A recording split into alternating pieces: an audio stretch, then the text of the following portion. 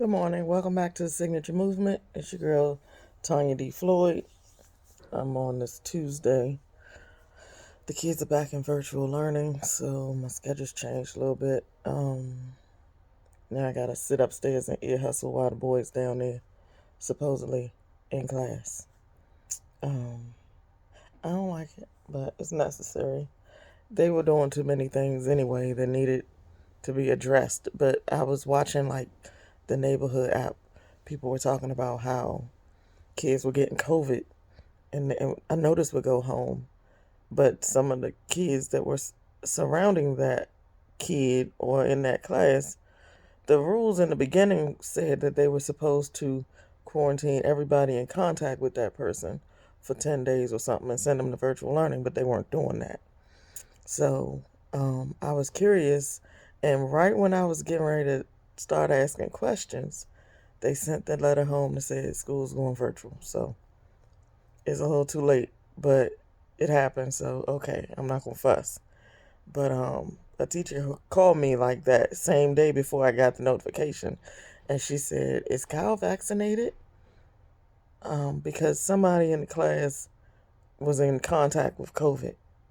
She didn't say somebody tested positive. She said somebody in the class was in contact with someone who had COVID. And I was like, he is. But aren't they supposed to be sent home? And that same day, we got the letter that said everybody's going home. So they were saved that time. Um, but back to this renovation drama. So I got a call this morning from the construction manager, and he says we need a door. We don't need no door. I bought a door the other day. He says, yeah, you bought a 30-inch door. That one went upstairs. We already installed it.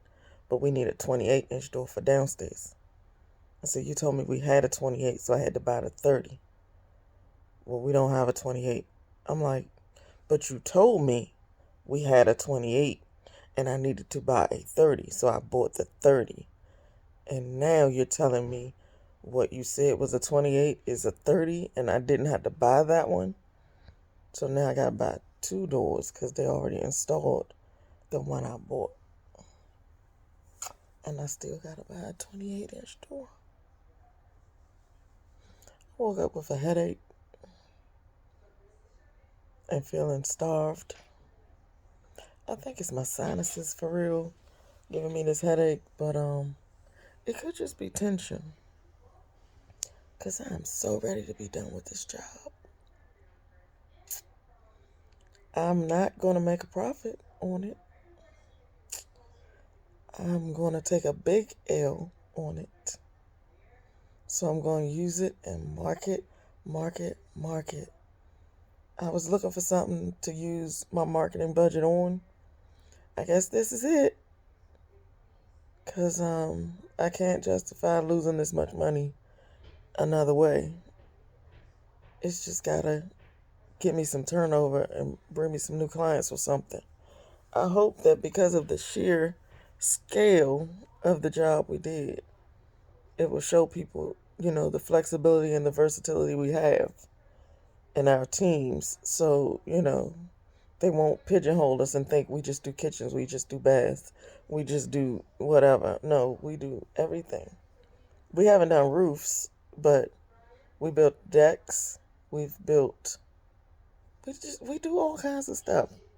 So hopefully the marketing pays off because this was a gigantic money pit. I know you're thinking it's the client's project, the client should pay for everything, but we hit a bump in that road. So at the end of the project, we realized that the client didn't understand the scale or the magnitude of what they were asking for. So we compromised with them on some things, and yeah, again, marketing. So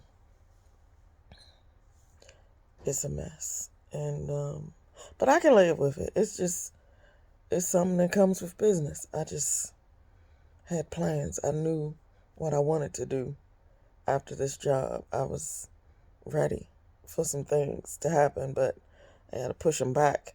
unless one of these grants I applied for comes through.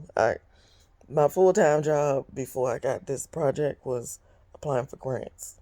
I researched and I studied and I applied over and over and over again because the money is out there. You just have to be selected. So hopefully we're selected for one or two of those, and then I'll be able to swallow this loss a whole lot easier.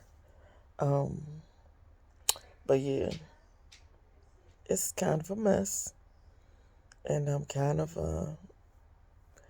I found myself this morning feeling like I just freaking quit. I don't want to do this no more. I don't want to do this no more. I don't want to drive there no more. I don't want to deal with him no more. I don't want to pick up anything else from the store. We ran out of ceiling. We didn't run out.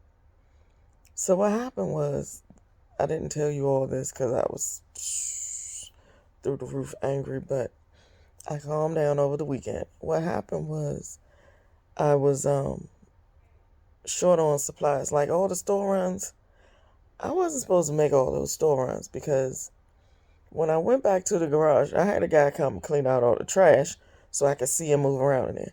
But when I went in there, I realized that many of the supplies that I had purchased for my project were being used by the elevator contractors. So when they went, and I approved a couple of touch-ups with paint because they had to put holes in the wall to run their electrical and this and that, and we had already been in those areas and painted. So I approved touch-up paint for that. But then I found out they were taking down walls and building new walls and putting in doors and all kinds of drywall and mud and this and that. They were using our stuff. I didn't I didn't take that well, but I reported it to the homeowner who said, I'll let them know they need to give you your stuff back. Well, at this point, I want my money back because if it was anything going to be left, I was going to return it anyway. And I don't want to have just a stack of stuff that they had used that I can't use now because I've already replaced it. I'm so ready to be done. So ready. But again, it happens. Losing money happens. But this was never supposed to happen. This was bad planning and, failure to include your project manager in your other projects is just bad. It was a rookie mistake. And by the time I got involved, I couldn't correct what was happening, but I never saw that they would be using my stuff because why would you? You got your own contract, bring your own stuff, put it in a separate area. I'm tired of people. I'm so tired of people. But I hope I can bribe this guy to go and pick up the 2 butcher blocks, 8 feet, 25 inches wide, heavy butcher blocks, and the door that I'm supposed to, supply today. Because I'm really not feeling like I can get up right now. Oh, did I tell you I'm injured? My dog, the 87-pound dog. So once upon a time, I was walking down my stairs and I hit the bottom step, and the excited dog threw his whole body toward me, and he hit my knee just as my foot hit the floor.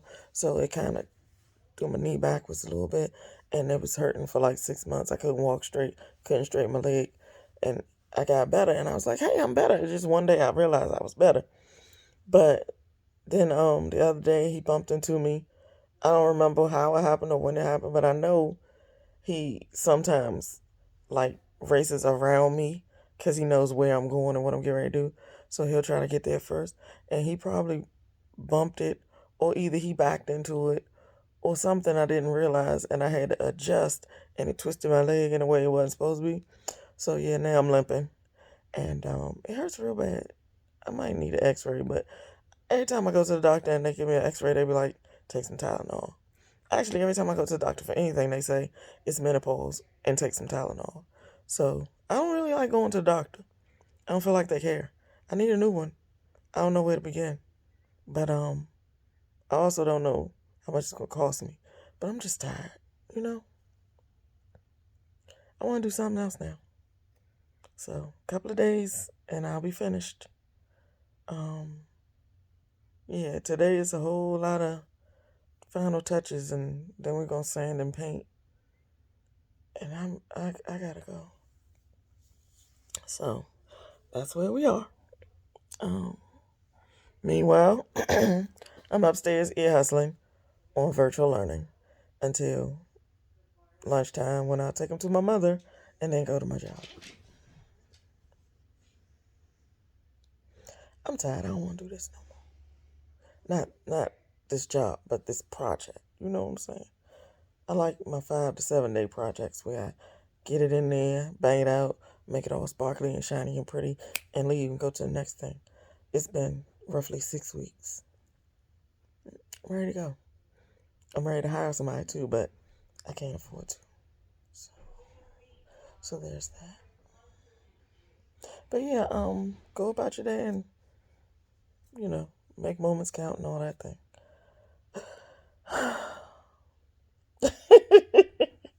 I know it's all dramatic. It's not really that bad.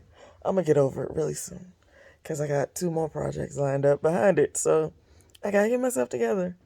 I have 2 more bathrooms and a couple of other things that I'm still researching. But yeah, 2022 is gonna be a good year for small business, or at least for this small business. So I hope I can hire someone soon.